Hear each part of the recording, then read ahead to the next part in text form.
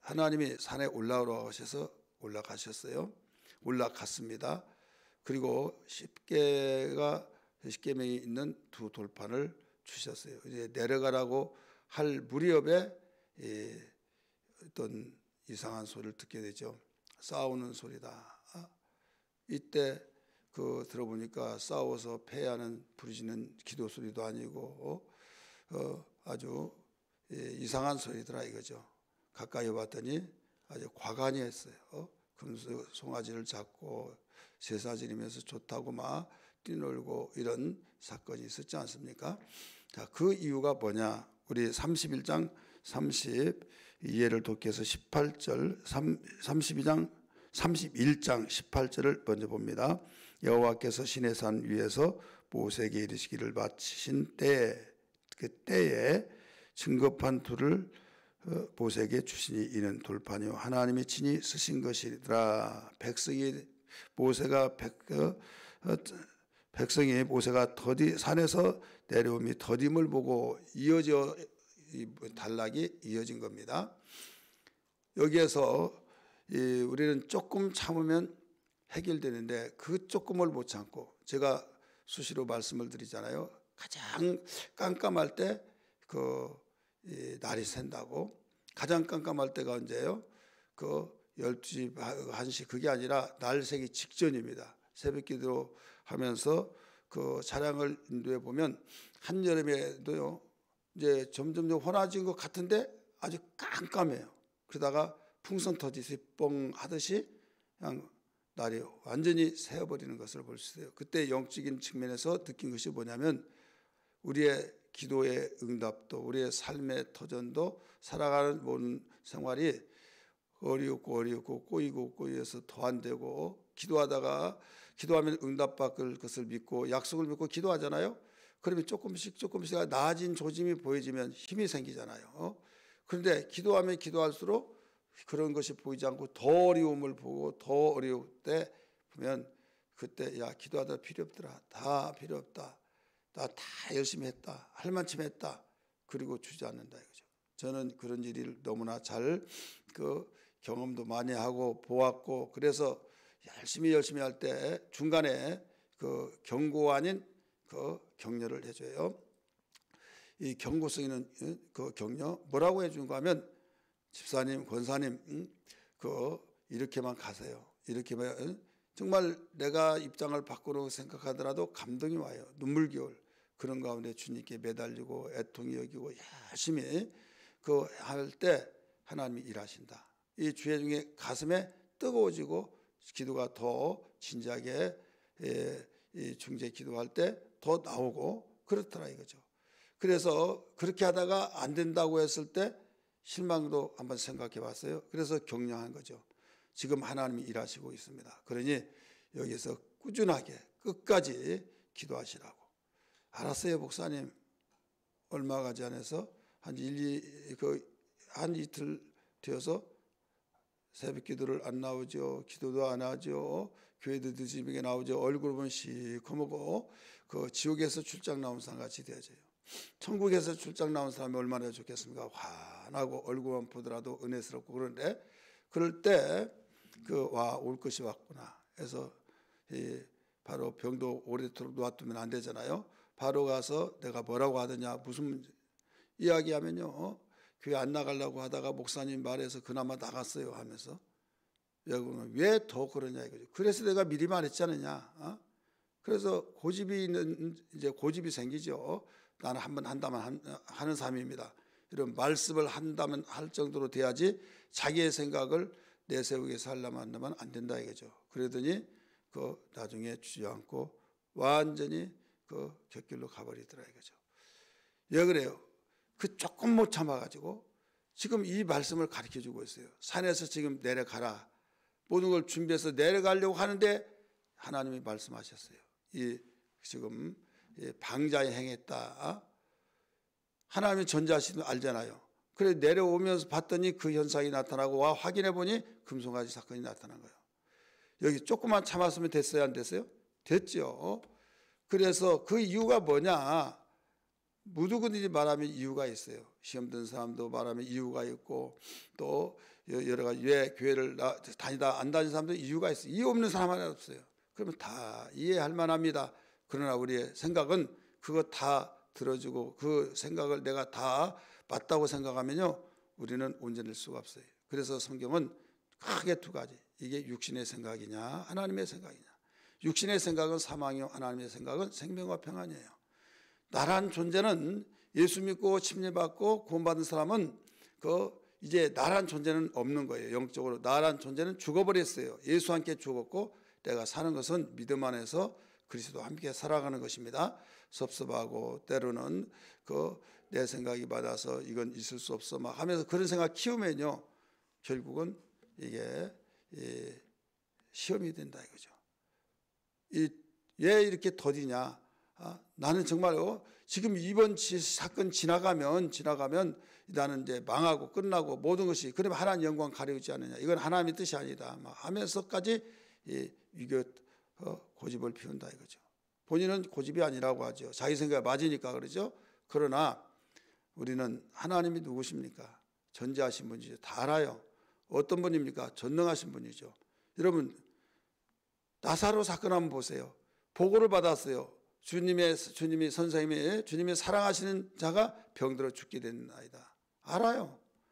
근데 그러냐 막 허겁지겁 하면서 하는 일, 야 지금 급한 얘기다 간다 하고 그곳에 가서 기도해 줘서 해결해 주지 않았어요. 그냥 거기서 더 이틀을 유하고 이틀 있다가 더 복바를 가서 보는데 예루살렘에 다시 가다 보니까 나흘이 됐어요. 이미 장사 다 지냈어요. 왜 그래요? 일부러 그러신 거예요. 곧바로 가서 숨 끊어지기 전에 고쳐줬더라면 어떻게 하겠어요? 이건 뭐 살랑가지가 살았나 보다. 이건 누구라 그렇게 생각하고, 주님이 고쳐주셨다고 하더라도 믿지만은 그때는 주님이 고쳐주셔서 믿었다고 하는데 조금 이제 신앙이 약해지면 나중에는 주님이 고쳐줬지만은 그래도 살 운명이 되니까 그런다고 또 이런 식으로 말한다 이거죠. 그래서 완전히 이건 변명하지 못할 어느 정도 숨 끊어진 순간에 그때 오셨으면 그때 또 호흡이 멈췄지만 그때 몇 분 한 1초 한 10초 정도 멈췄지 나중에 다시 회복됐다고 또 그렇게 말할 거 아니에요. 그렇기 때문에 그 생각을 다 끊어버리기 위해서 어떻게 했습니까? 나흘 동안 이미 장사 지내서 끝난 거잖아요. 그때 살아나면 이건 하나님이 하셨다고 부인할 수가 없는 거예요. 하나님의 깊은 뜻이 거기에 있다는 걸 알아야 될 줄 믿기 바랍니다. 그래서 하나님께서 모세에게 올라오라고 산에 하셔서 모든 율법과 율례를 주시고 십계명을 정리해서 10개 조항으로 적어서 이제 가지고 가라 하시고 내려가는 과정 속에서 이런 일이 일어났다 이거죠. 그래서 1절에 그렇게 나온 거예요. 백성이 모세가 산에서 내려옴이 더딤을 보고, 이게 더딤을 보고 참지 못한 것이 뭐예요? 인내하지 못했다는 거죠. 우리의 신앙이 여러 가지 이유에서 힘들고 어려움이 있지만은요, 궁극적인 측면에서 보면 인내하지 못한 거예요. 그래서 성령의 9가지 열매를 보면 네 번째 자리에 오래 참음이란 열매를 가르쳐 주고 있습니다. 사랑과 뭐예요? 희락과 화평과 오래 참음과 이렇게 나가요. 사랑과 희락과 화평과 오래 참음과. 이 인내라고 한 것은요, 어디를 보면 인내가 있냐 없냐, 오래 참으면 인내한 것이 있다 이렇게 알잖아요. 그래서 데살로니가 전서 1장 3절에 보면 세 가지를 잘 설명해 주고 있어요. 사랑이 있다. 그런데 수고를 안 해요. 받기만 해요. 다른 사람들이 볼 때 세상에서는 사랑이라고 인정을 하는지 모르겠지만 성경은 그게 사랑이 아니에요. 사랑은 수고하는 거예요. 한번 따라서 합시다. 수고. 그래서 참 그를 위해서 수고하고, 그렇게 정말 나 같으면 비유상에서도 다 당장 그만둔다. 그런데도 끝까지 수고하고 참 헌신하면서, 이게 뭐냐면 사랑하기 때문에 그래요. 그래서 사랑은 수고한다고 가르쳐줬고, 또 믿음은 어떤 사람이 믿음이 있다고 막 그러잖아요. 근데 믿음 말로만 믿으면 믿음이 아니다. 이거예요. 역사가 있어요. 이 역사는 뭐 능력의 역사, 이런 역사가 아니라 일, 행함. 이 행함이 있으면 믿음이 있구나. 이것을 인정하는 거예요. 그 다음에 소망이 있는 사람은 어떤 사람이냐? 바로 여기에 인내하는 거예요. 우리 성경 한번 볼까요? 성경 말씀 데살로니가전서 1장 3절. 데살로니가전서 1장 3절입니다. 같이 읽습니다. 먼저 자신 분들 시작.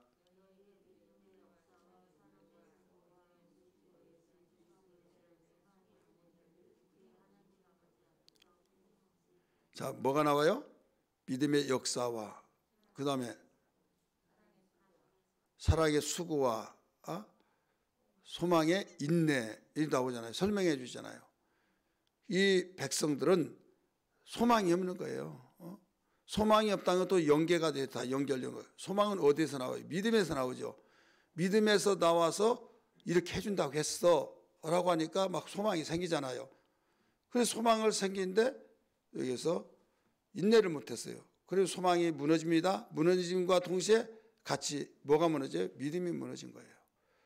대기업 무너지면 중소기업이 다 줄줄이 다 영향이 돼서 무너지듯이, 또 혹은 중소기업이 무너지면 대기업이 올수습이 되잖아요.